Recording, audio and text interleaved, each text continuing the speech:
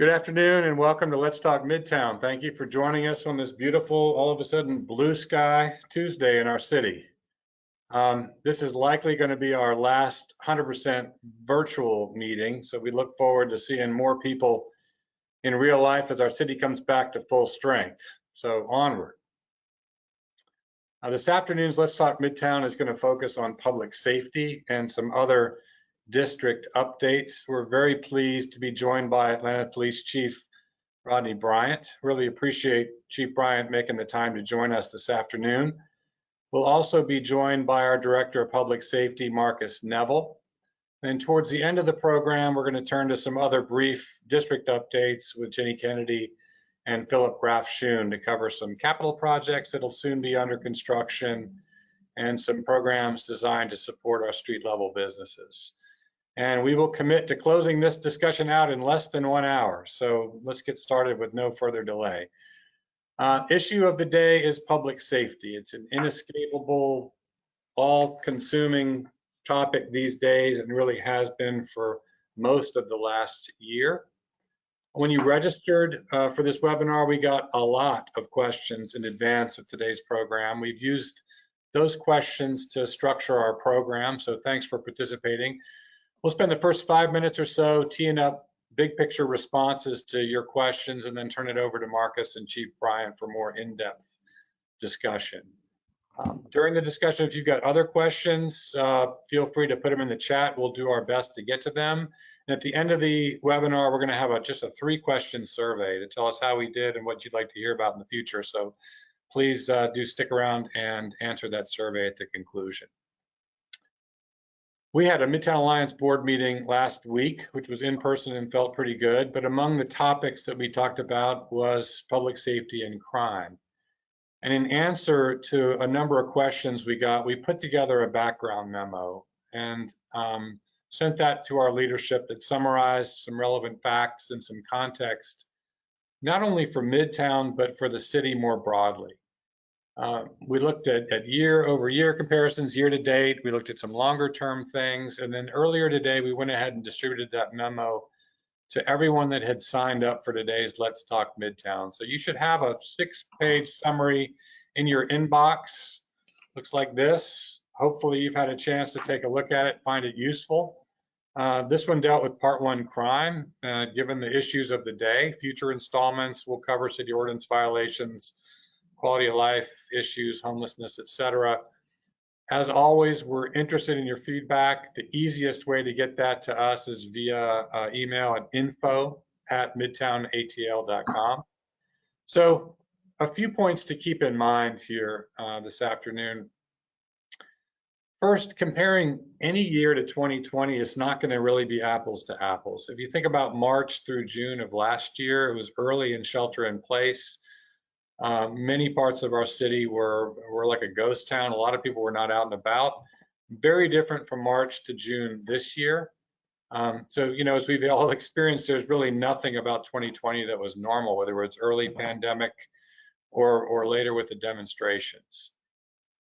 Second, you're going to hear a lot of percentages and numbers around crime.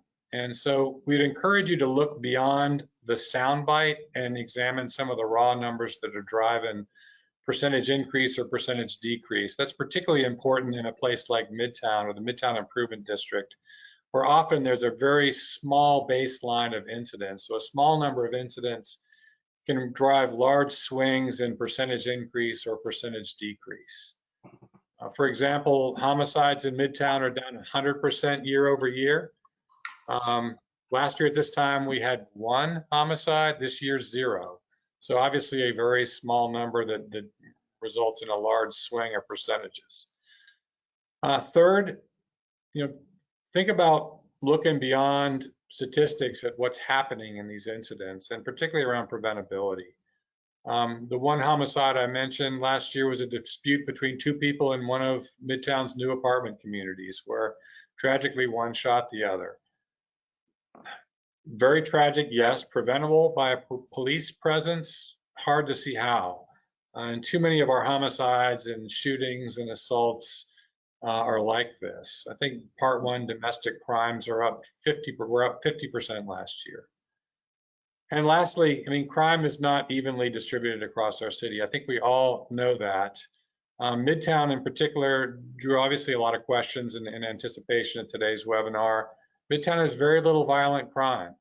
You know, we estimate that even with reduced number of office workers and visitors to Midtown, the core of Midtown, we're currently drawing about 40 to 45,000 people a day. Yet your chances of being a victim of violent crime in Midtown is very small. So far this year in Midtown, no homicides, no rapes, no residential robberies. We had one commercial robbery at the Chick-fil-A. We have had 29 aggravated assaults, which is up from 7 year to date last year. So that's a 314% increase.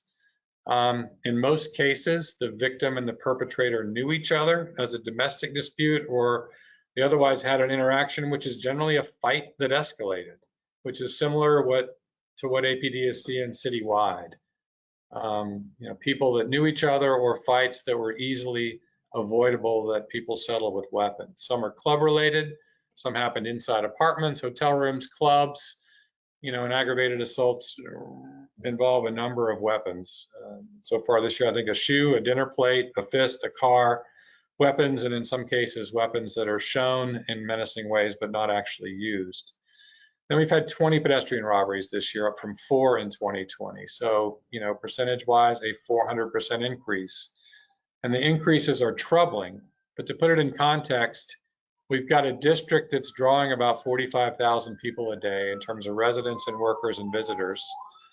There's APD on the job right here.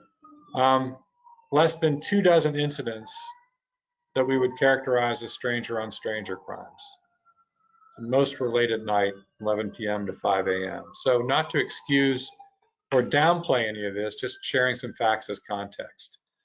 You know, overall, Part 1 crime in Midtown is about 7% is violent crime, 93% are property crimes.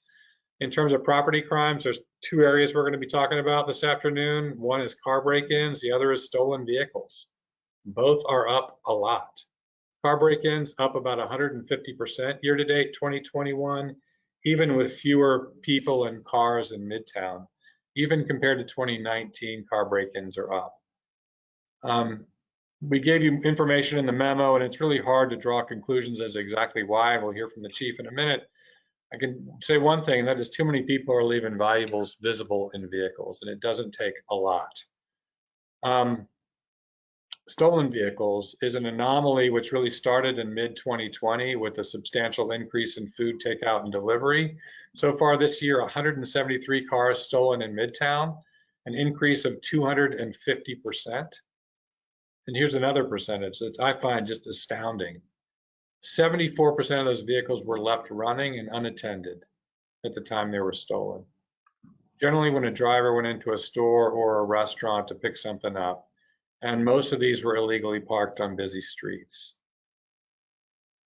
And it's not just a problem for those who are reckless enough to leave their car running while illegally parked, but as of today, 377 guns were reported stolen from vehicles just so far this year, and just so far in Zone 5 only. 377 firearms. This impacts everybody. So it's never easy being in law enforcement. This has been a particularly challenging year. Courts closed most of last year. The backlog is going to take some time to clear up. Jails are overcrowded. We hear a lot about Fulton County blanket signature bonds. You know, APD ranks are depleted. Arrests are down. It's hard to concentrate on a lot of bad stuff. But I think there's one thing that we all ought to keep in mind just as general context, and that is, as a city, we've made tremendous progress on crime over the last 30 years, as have most major cities in the United States. I moved to the city of Atlanta in 1986. I think that Chief Bryant joined the police department in 1988. In the last 30 years, crime is down more than 70% in the city of Atlanta.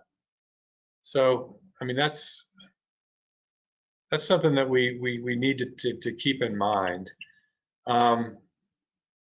You know, we think about homicides in the last year, which were just tragic. I think 154 homicides in 2020. From 1990 to 1999, the average annual number of homicides in the city of Atlanta was 181. That's average annual, and that's with about 25% fewer residents than today, all of which makes our current spike of senseless violent crime all the more disturbing. So just some perspective to think about. Anxious to hear from the chief in terms of his plans, in terms of what APD can do and what we all can do to get us back to be the city that we want to be and feel safe and move forward. So with that, I will flip it over to Marcus and the chief for discussion. Thank you. Thank you so much, Kevin. Welcome, everybody, and thank you for joining us tonight, and especially thank you to the chief for joining us. As we get ready to have a dialogue, a discussion about crime in Midtown in the city of Atlanta, I wanted to give a quick, brief overview for Midtown Blue and what we do as a supplemental public safety agency that supports Midtown. We work closely with the Atlanta Police Department. We are funded by the Midtown Improvement District. We are 24/7, 365 with both APD officers, and 7 a.m. to 11 p.m. we have our civilian staff, our public safety officers that are out there patrolling the streets, trying to be a force multiplier for the City of Atlanta Police Department.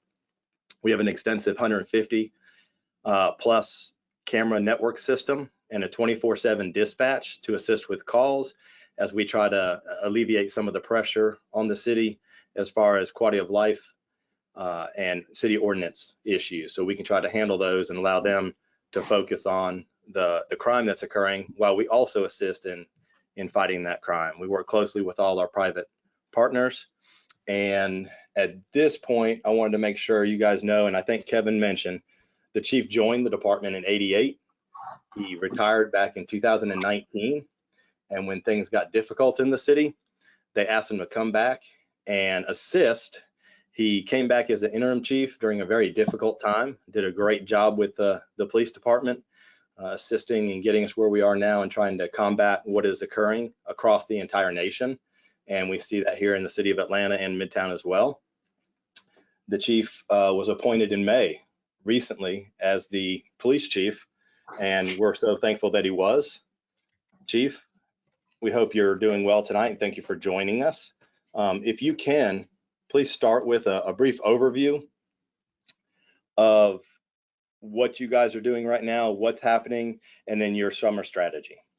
Well, Marcus, thank you all for having me, and I must admit to Kevin to give his opening dialogue that he and you all have really been attentive to what's happening in the city as well as what's happening in Midtown, because generally I open almost every conversation with everything Kevin stated as it relates to crime.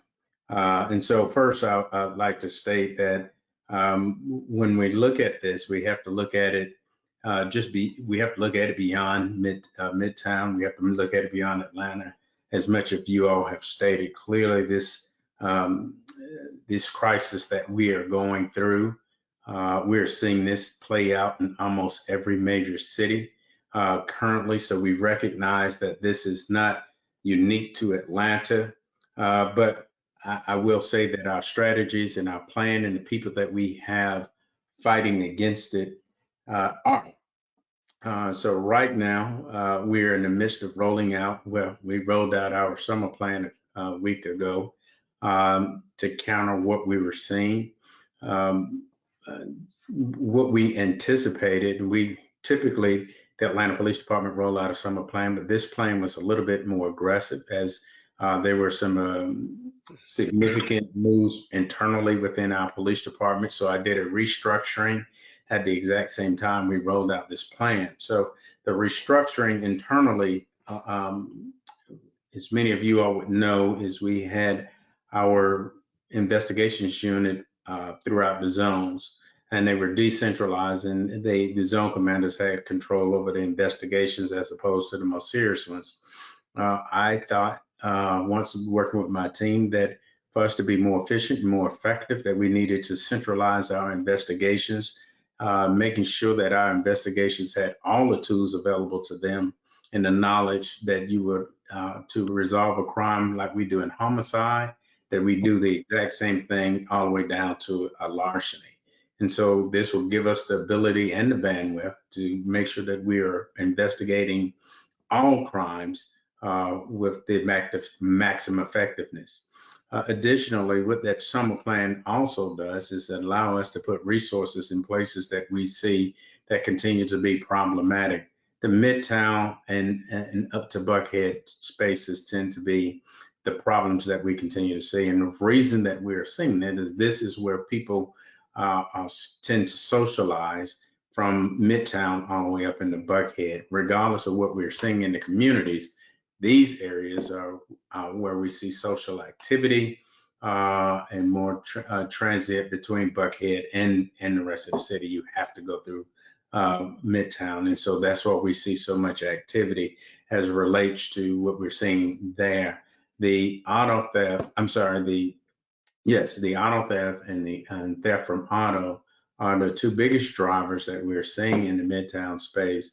And what we attribute that to clearly is right now, we tend to have more juveniles in this space because of the lack of other resources and places that they would typically be during the summer. And so when they don't have resources in their communities and other resources that we can divert them to, they will find it.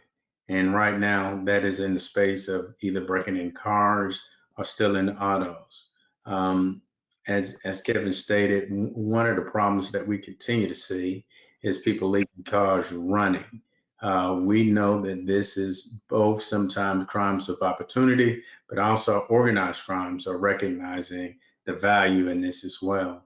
And so we're working hand in hand with the Sheriff Department and a DA, Georgia State Patrol, to actually have a greater impact on what we're seeing as it relates to that. This is the first time, I must admit, I don't go into many conversations without giving kudos to both the Sheriff's Office and the DA. I don't know of a time where all three operations were in alignment and then had the support of the government to resolve an issue. But you have that in the three enforcement entities inside the city. And so that's what we continue to work and strategize on what efforts we can put inside the Midtown space. Right now, and something additionally that I've done is when we have a graduating class, that class is now does not go immediately to the zones. It goes to field operation division at the discretion of the division chief so that he can fight crime in any zone that he deems to be a challenge. And the past two classes, that has been zone 5 and 2. So it gives additional resources in that space. I think when Major Spann had them initially, she utilized them as a foot patrol and additional mobile patrol in the Midtown space. When we were able to, most recently, we were able to make an arrest of some juveniles, and that had a significant impact. We immediately saw an impact on crime as it relates to car break-ins and auto thefts. And that was with four juveniles. So the plan also requires that we target restaurants that's functioning as nightclub. We recognize that some of the incidences that we are seeing are clearly around those type of establishment. And it is our belief that if we can get them in alignment and monitor them accordingly and shut them down appropriately, that the bad element won't go there. People that we do not desire to be in our community at night, that doesn't enjoy doesn't know how to properly enjoy the nightlife of Atlanta. They don't come inside the state. The State Patrol and the Sheriff's Department and being a part of our summer plan. And it also addressed what we're seeing around water sales. That's also in partnership with the mayor's office. That's something that we will be targeting as well. One of the things I did as soon as I got into the seat, even as the interim, is establish a stronger relationship, partnership with our federal partners so that we could target some of our most violent offenders. That has been effective. We are continuing to do that. And we've actually rolled that out beyond the city of Atlanta, which I think will have a greater impact because it allows us to reach violent offenders outside of the city who tend to come in the city and be problematic as well. And so going back to the reorganization of the police department, one of the things that it also does is give us the ability to target aggravated assaults and gangs differently. I think that when we're looking at aggravated assaults and violent crime, it allows us to address that on the front end so that they don't turn into more serious crime. And so roughly that's where we are with that, with our summer plan. It will go out, it will go all the way into August. Hey, Chief, do you have a radio on in your office by chance? I do not. I don't have anything on. All right. We will get to the bottom of it. Sorry to interrupt you. Yeah, no worries. I don't have anything on. Okay, well, thank you, Chief. I appreciate that. That was a great overview and good explanation. I know as to what's going on. A little context for the people who are out there. He mentioned that the new recruits go out with a field operation division and where they're needed and focused. And he mentioned Zone 5 and Zone 2. For all of you looking at the MID, we are part of Zone 5 and down south to downtown area and out a little bit east of us. And then as soon as you go into Buckhead area, the two areas that they were focused on with Midtown and Buckhead is where you start Zone 2. Chief, as you look at what's happening, what's occurring, and what you're getting done and able to accomplish already, if we're sitting here a year from now and having the same discussion, what are you hoping to be able to say that you've accomplished? Absolutely. I would hope that, again, with the centralization and the things that we're doing, going into our new training facility, as many of you all know, we'll be moving out of our old academy, going into our temporary space over at Atlanta Metropolitan. And what that does, it gives us the ability to, one, continue to focus on training and improving the police officers that we have, putting a better police officer out on the street. Additionally, being able to cut down on the crime that we have in place. One of the things that I really want to be able to tackle is to get us back into a space of being under 100 homicides and cut our shooting down 50%. I think that if we can take those numbers out and make people feel more comfortable and safer coming into our city, I'll be quite pleased with the efforts that we've done there. But again, I'm sorry, Marcus, strengthening the relationship with many civic and nonprofit organizations to say that I can easily pick up the phone and call this person and I know that they're at the table with me to intervene in some of the problems that we're seeing. Awesome. You kind of just touched on it. The next question to follow up on that is, what help do you need to get there? Absolutely. You'll continue to hear me say is public safety is the responsibility of us all. There's no one entity that can really champion and say that we do it. Public safety, right now, most people look at public safety as they look at it as police, fire, correction, and EMS. But to be honest with you, it takes a multitude of us to be able to make sure that we have public safety in our city. And so I want us to be able to all take a active role in public safety, very much so like we practice for fire emergencies and fire prevention, that we do the exact same thing for crime prevention, that we are being very observant.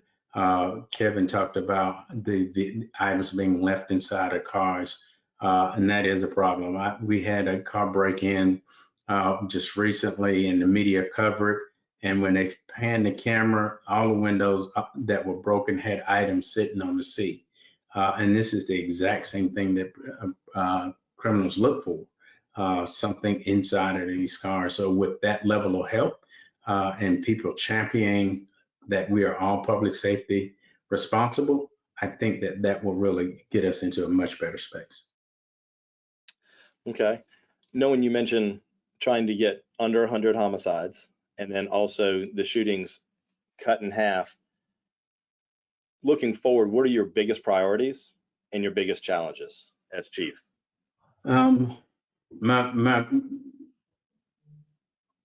I know this is going to sound a little weird, unique coming from me, but my greatest one, and I think you all get it, is really cutting beyond the perception and the numbers and taking a look at what's actually happening, what we're seeing, and that gives us ability to focus much better. Kevin gave an outstanding analogy of 100% decrease or 100% increase, and that can be by a number of one. And so I think we have to take a look at what we are seeing, our true problems, and be able to attack them. And when we are having people focus on the right things and partnering around the right issues, and realize that, it took us a while to get here. Even though we saw this spike jump up right after the George Floyd and the civil unrest, it was actually growing prior to that.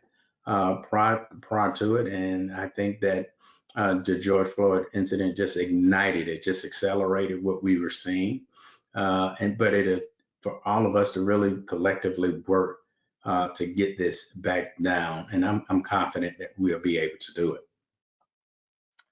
Okay. Looking in the realm of the violent crime that we've been discussing, we've talked about it being nationwide and here in the city. What do you think the causes in Atlanta are for the rise in violence that we're seeing, and what do you think can be done about it? Marcus, listen, I was on a call earlier, and that was a conversation that they were having. They asked 4 different cities, and 4 different cities attributed to different things, but they were very similar. Here in the city of Atlanta, our number one driving factor is conflict resolution. Almost a great majority of the incidents that we see around violent crime start from 2 people having a disagreement and it escalate into something more tragic. Now, I'm not running away from the issues of gang violence. I know that people are often asked, well, what does gangs do in the city of Atlanta? Gangs play a significant role because they have their tentacles in almost every aspect of crime in our city. But they are not the driver of violent crime that we see. They contributed a significant number, and I think that if we are able to target them as well, that we'll see a great reduction. We're doing that as well with the governor's office and with the GBI and FBI, as well as Georgia State Patrol around gang task force. And I think that targeting them will help us as well.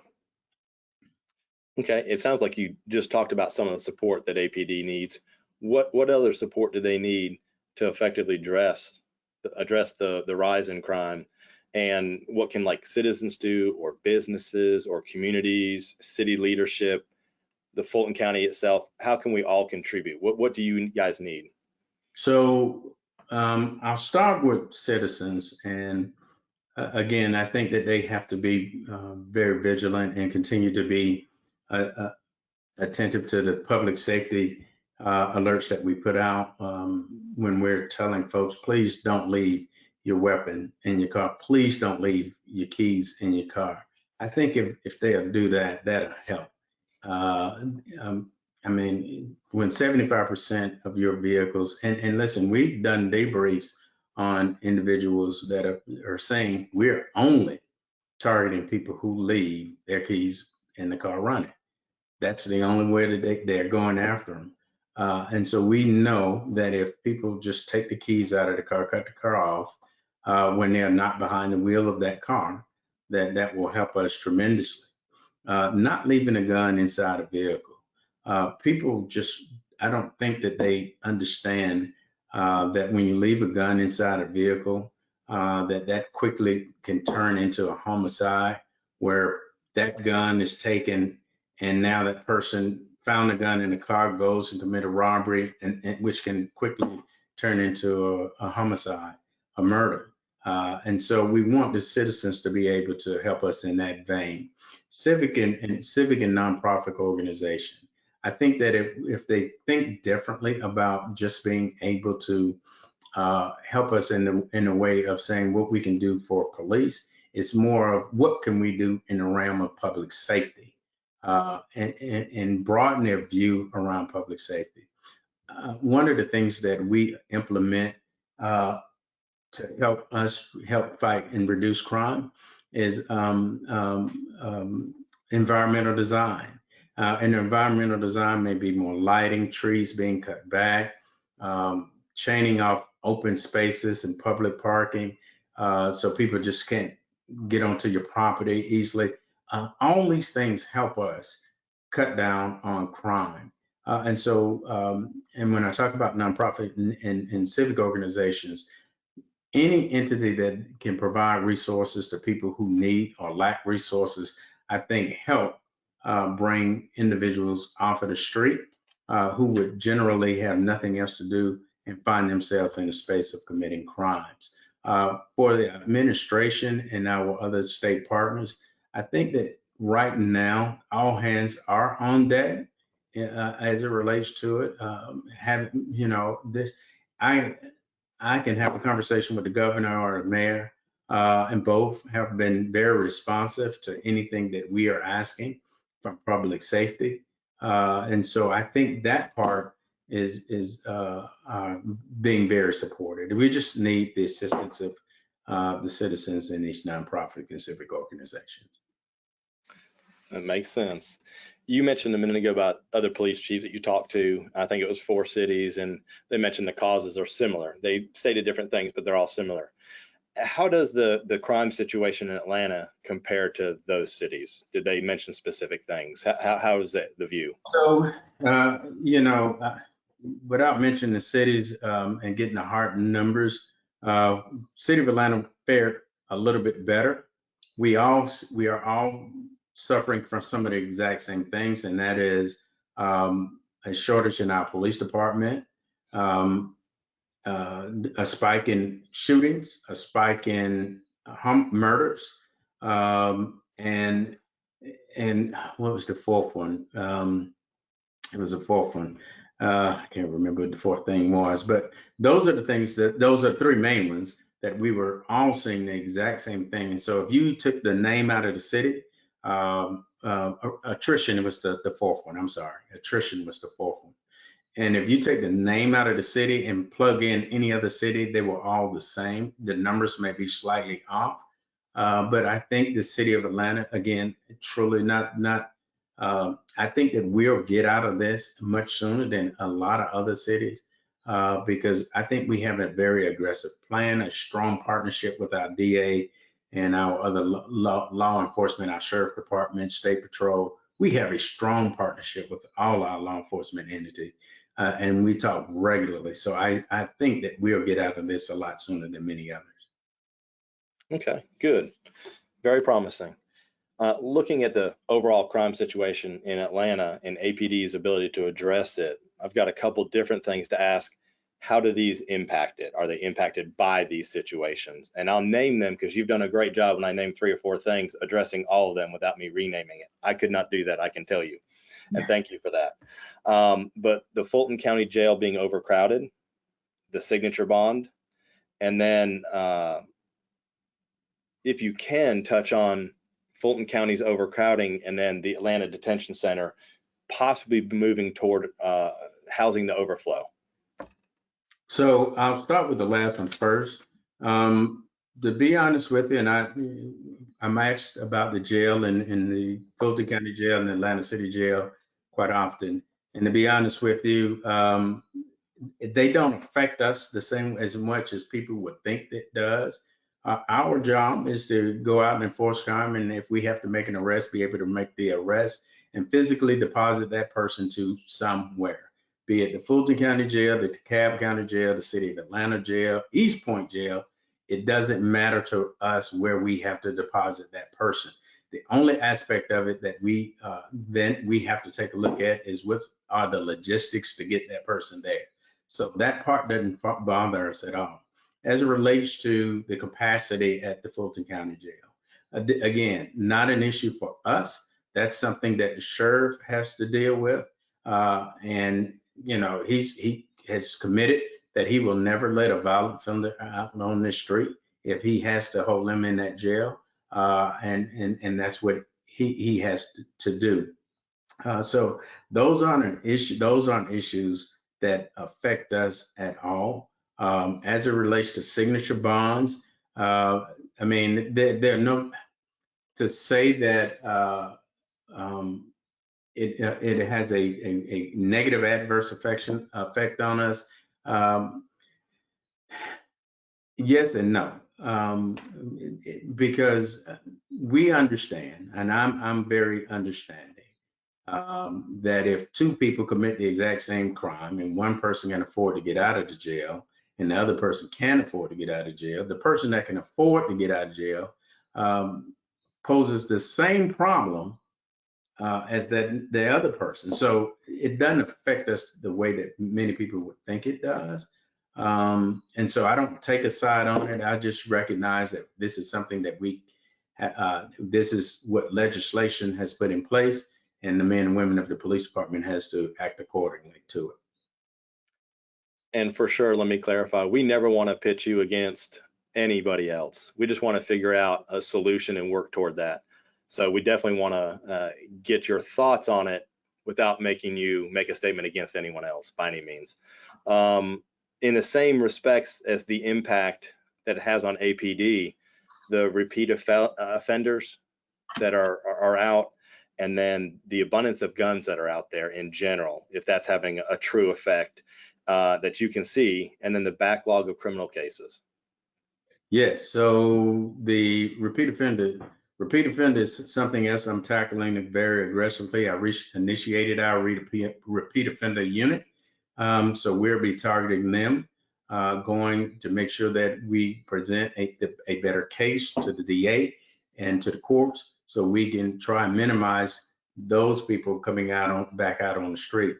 The gun proliferation on our streets is a problem, without any doubt. The gun laws doesn't give us the ability to initiate conversation like we used to in days of past. And so again, we have to pivot and be able to come up with different strategies to address it. But the number of guns on the street tends to be a problem, because what we're encountering is more people having guns than we've had to address previously.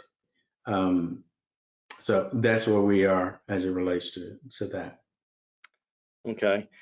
As we turn a little bit toward the APD officers in general themselves, and we've talked about the number being a little low or under where it should be, knowing that in 1920, if I remember correctly, they were able to recruit and train and get on the street several hundred. Now that's gone back down a little bit. Where are we on that, and what do you think we need to do and what is being done to try to recruit and then also retain the officers that we have? Absolutely. So one of the things we're working with the mayor's office as it relates to recruitment, which is a big step. So we're working more aggressively with her office as well as HR. We are getting a marketing director that will be assigned to Atlanta Police Department, background in recruitment. This is a talent acquisition person. This is something different than we've done in the past. We're restructuring that unit, making sure that we are keeping our finger on the pulse and pushing them to do more recruitment events so that we can get people in. We're addressing the technology so that the people that are applying, because one of the things that, again, that is unusual to Atlanta is that we are seeing a higher number of applicants that apply to the city. It's just getting them through the process that is continuing to be very challenging. But we're addressing that again through technology, talent acquisition managers that we will be utilizing to do that. Additionally, to address our retention, one of the things that we recognize is we're losing officers at a earlier rate. And so what that requires us to do is take a look at our bonuses that we're giving for longevity and reducing that time down. I think that that will help us as well. We're also evaluating what it looks like to give take-home cars in the city. That's a conversation and something that I'm having the team take a look at as well, because what we're seeing is when, again, people are leaving. Now, the difficulty in all of this, Marcus, is, again, when you find every police department in the same state, every major police department, that's problematic. One of the things that we were able to always count on was going to the city of New York and getting applicants from New York, because New York had a waiting list up to 3 years. Now, New York police have a deficit of police officers, meaning they no longer have a waiting list. So we're in competition with them, New Orleans, every major city, we're in competition. How do we overcome that? Again, internally, we've done the things that we've done, but I think that we have to move into a space of branding, not just the police department, but our city, to make our city and our police department the more attractive agency to come to. That sounds like a good plan and very promising that we have a lot of recruits in the pipeline, and hopefully they'll come to fruition and start the academy as we look at the new academy being built as well. We have a few other questions that we're not going to reach. So I want to give you the opportunity of what we have gone over, what you've already talked about, give you the last 2 or 3 minutes, if you don't mind, to expand on, or final thoughts. No, listen, I really appreciate you all having me. This is phenomenal. But again, you all seem to be very in tune. I think it sounded like you just wanted me to reiterate the things that you know, because I mean, Kevin went down through a strong dialogue. I'm very optimistic about where we're going with this, with where we are.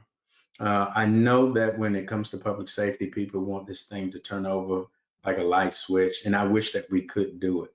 The thing is that we have to stay very aggressive and stay determined in getting out of this, and I'm confident that we'll do that with the partnerships that we have. And I apologize for even leaving Midtown Blue out of it, because again, you all are a strong partner.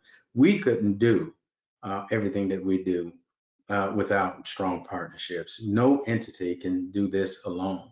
And I'm really so honored to have the ability to collaborate with other leaders throughout this city to come up with some ideas, because sometimes the best ideas come from outside of us. I give a story about when I was a zone commander, and the community was upset about kids trespassing on their property, and they came in to play basketball on the basketball court, and they wanted us to resolve it. And they said, Major at the time, well, how do you fix this? We're tired of these kids coming on our property and committing trespassing, and we need you all to do something about it.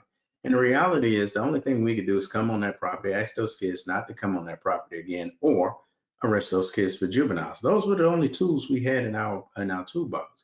But it was a resident who said, how about we buy them their own basketball goal and put it on their property and see if that changes it? And it did. Now, that idea didn't come from the police. It came from a citizen that was sitting out in the crowd who could think of giving up his own money to do something. I couldn't do it. And I think it's ideas like that when we continue to collaborate, will get us out of this thing much faster than where we are. The issues that we're seeing are very systematic. They didn't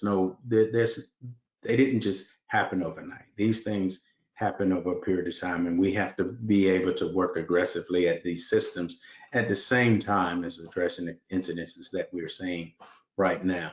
And so I think when we put all of those strategies in place, and again, I've talked to a number of people that are committed to doing so, and I believe it because I'm seeing the work being done, that we'll get out of this much sooner than later.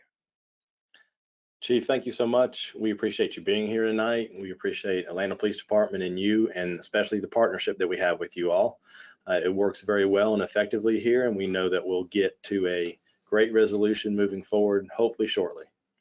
Well, thank you so much. Absolutely.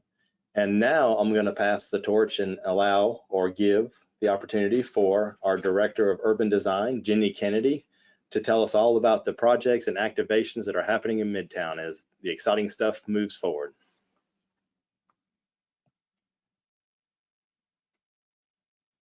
Thank you, Marcus. Good evening, everybody. I hope I can just give you a sneak peek of some of the things that we're working on the urban design side. Specifically, I want to give you an update about our Heart of the Arts program. Brian, if you'll advance the slide and get a visual up on the screen. This is an image of Commercial Row Commons. This is a storefront right off of a block off of Peachtree Street that we partnered on with the Atlanta History Center back in December. This was one of 7 sites along Peachtree Street where we worked with a really talented group of artists to install temporary installations that would activate the street level while we waited for businesses to return to Midtown. The good news here is that that's happening. Cafe Agora, the restaurant next door, is expanding back into this space, and this artist will transition out and to make way for the new restaurant.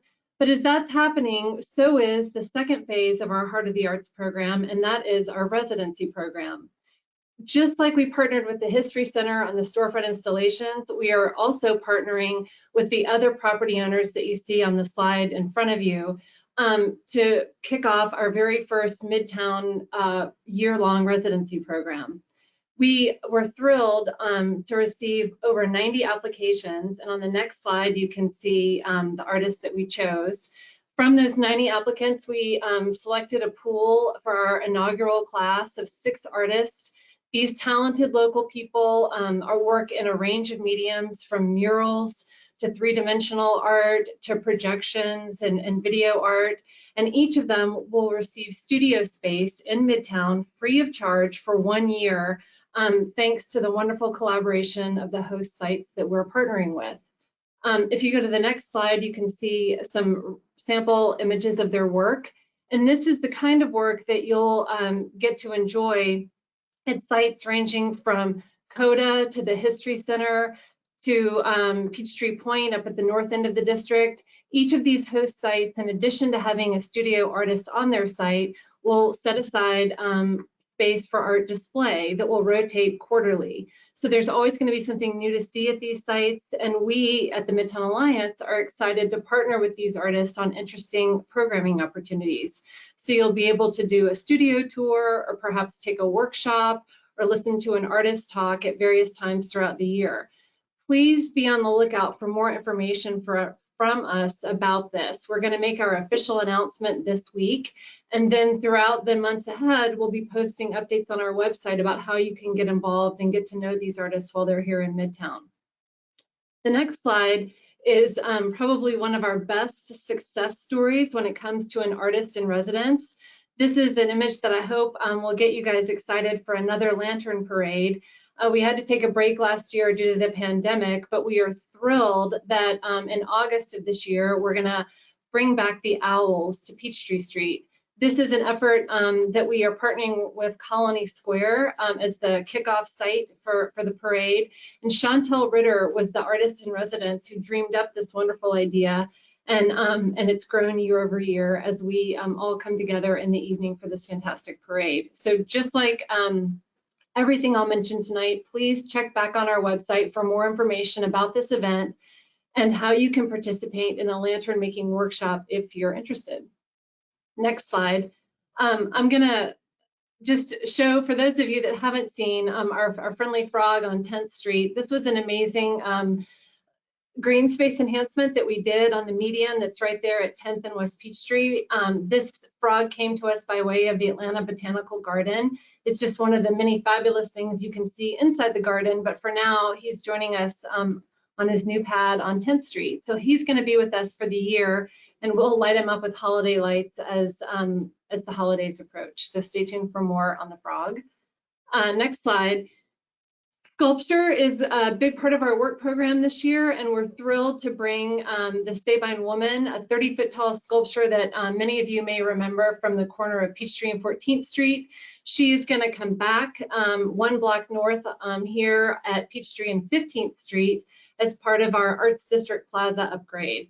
I'm wearing a hat because I was out on site in the rain today. We're underway and in construction on this corner and the corner across the street, which is in front of the new 500 building at Colony Square. So together, these two corners of what we call Arts District Plaza will be amazing new spaces, newly enhanced spaces for people with outdoor work areas, new seating, new lighting, and public art. Next slide. In addition to these corners, we are working on this corner at Peachtree Street and Peachtree Place. This is Commercial Row Commons, adjacent to the storefront that I showed you at the beginning of the talk that's owned by the History Center. This is an amazing new public space project that our capital projects team is working on. We just bid this project and will be in construction later this summer. And when it's all done, there's going to be expanded areas for outdoor dining, a new piece of public art on the corner, and opportunities to do some really creative stuff overhead on some overhead lines that we're installing as part of the space. So this is going to be about a 9-month construction project, and you can look for it early next year. In the meantime, the 10th Street Park refresh has been on hold while we wait for the city to do some infrastructure repairs along Peachtree Street. They are hopefully wrapping that work up in the next couple weeks. And if so, we are excited to begin construction on this transformation for one of our beloved green spaces. So stay tuned for that over the summer. And lastly, Art Walk. This is a project that we've talked about for a couple of years now, and we are getting ready to bid this one this summer. So we are going to embark on phase 1, which is the kickoff of the whole pedestrian experience. It starts at 10th Street and will move north along Peachtree Walk. Our first phase is 10th to 11th Street, but simultaneously to us kicking this phase off, the next slide shows you an image of the piece of the Art Walk that's already in construction, and that is between 12th and 13th Street. This is in partnership with Seelig. They are building the really amazing mixed-use project called 1105 West Peachtree. That will be the new headquarters for Google. It will have a signature hotel on the corner and new condominiums on the other corner. And this is the segment of the Art Walk that is actually going to leapfrog ahead of everybody and be done first. So on the west side of the street between 12th and 13th, you can enjoy this in August. So that is a quick snapshot of everything that we've got going on this summer. Please pardon our progress because we've got active construction on multiple corners this summer, but we're really excited to bring some really wonderful new open spaces to the district for you guys to enjoy. Thanks. Hi, Jenny. And thanks everybody for sticking around. I'm Philip Rafshin. I'm the Director of Member Engagement for Midtown Alliance. And I want to talk to you real quickly, because I know time's short, about a couple of new programs we have. Walkability is the key to Midtown. We have a true street grid, we have good sidewalks, we have 2,700 street trees, new parks that Jenny was talking about. But we know that an important part of the walkability is the places you're walking to. Today, we have over 150 restaurants in Midtown, 100 of them that have outdoor dining, shops and restaurants and salons all through the neighborhood. But as everybody who has followed the world knows, these businesses have all faced significant economic challenges over the past 15 months through the pandemic. And even though on a Saturday night, it's hard to find a table at a restaurant, you can be assured that most of them are still facing significant economic hurdles. So we've created a new campaign that we call Love Local. It's a physical and an online campaign to encourage workers, residents, and visitors to support these businesses that have planted their flags on the streets of Midtown. You can see these clings in windows throughout the district. You can see banners. We have a really cool series on our social media that shines a light on the faces behind the businesses, both those that have weathered the storm and the new ones that have set up shop here over the past few months. Another important part of this program is our new Midtown ATL gift card. It's an electronic gift card that you can buy on our website, send to anybody, and they can use it at multiple places throughout the district.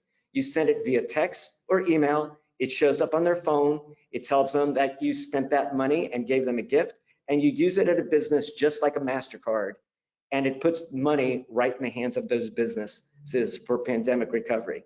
There's also a printable option if you want to print it. Today, it's valid already at over 55 locations all through the district, from fast casual to fine dining restaurants, shops, salons, hotels, and it's easy to use. So anytime you're thinking about a birthday gift, an anniversary gift, or any gift of all, go to our website, get the Midtown ATL gift card, and send it to somebody you care about. Thanks for the support. Terrific. Thank you, Philip, and thanks for bringing it in right under the 6 o'clock hour. Thank you all for sticking around. There's a lot of ground to cover, a lot going on in Midtown. Check it on our website. Please sign up for our Midtown monthly newsletter, which is going to give you a lot more background on everything good that's happening here. And please take our 3-question survey at the conclusion when this thing pops off in about 30 seconds. And we would appreciate your feedback on what else you'd like to hear about in the form of a Let's Talk Midtown or anything else that's on your mind. Thanks again for joining us. We're adjourned. Thanks.